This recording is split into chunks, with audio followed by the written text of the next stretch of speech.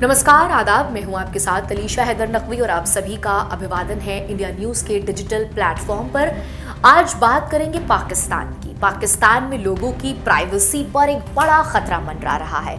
ऐसा इसलिए क्योंकि एक रिपोर्ट में खुलासा हुआ है कि वहां की सरकार दो खास सिस्टम के जरिए आम नागरिकों, पत्रकारों और सोशल वर्कर्स की कॉल, मैसेज और इंटरनेट इस्तेमाल तक पर नजर रख रही है। इसमें पाकिस्तान को चीन, अमेरिका, फ्रांस, जर्मनी और यूएई की कई कंपनियों से तकनीकी मदद मिल रही है।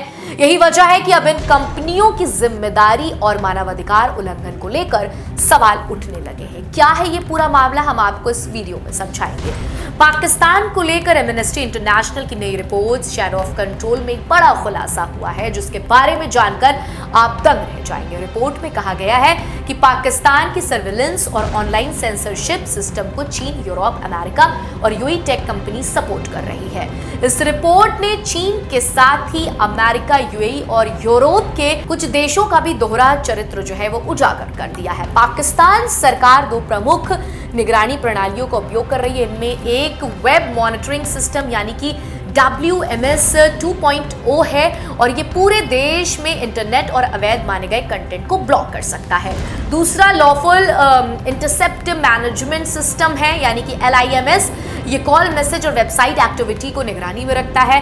पाक को तकनीकी सहयोग देने वाली कंपनी, पाकिस्तान को सपोर्ट देने वाली कंपनियों में WMS 2.0 है। पहले कनाडा की सेडवाइन थी और अब चीन के गियर्स नेटवर्क, अमेरिका की निग्राया नेटवर्क, फ्रांस की थेल्स शामिल है। इसके अलावा ऊटी माको जर्मनी की कंपनी है, डेटा फ्यूज यूएई की जो इसमें शामिल है। इस प्रणाली से 4 मिलियन से ज्यादा लोगों की निगरानी जो है वो संभव है, जिसमें पत्रकार, सामाजिक कार्यकर्ता और संतोष जताने वाले नागरिक शामिल हैं। पाकिस्तान क्या सचमुच निगरानी कर रहा है? तो ये रिपोर्ट में बताया गया है कि पाकिस्तान में आपकी टेक्स्ट, कॉल, ईमेल और इंटरनेट एक्सेस सब कुछ निगरानी में है, मगर कुछ को इसकी भनक तक नहीं है। अंतर्राष्ट्रीय कंपनी जिनका तकनीकी इस्तेमाल हो रहा है मानवाधिकार उल्लंघन के लिए जिम्मेदार है, लेकिन जवाबदेही से बच रही है। अब ऐसे में आपको बताएं कि पाकिस्तान में बढ़ती ये डिजिटल जासूसी सिर्फ निजता ही नहीं बल्कि लोकतंत्र और अभिव्यक्ति की आजादी पर भी सवाल खड़े कर रही है।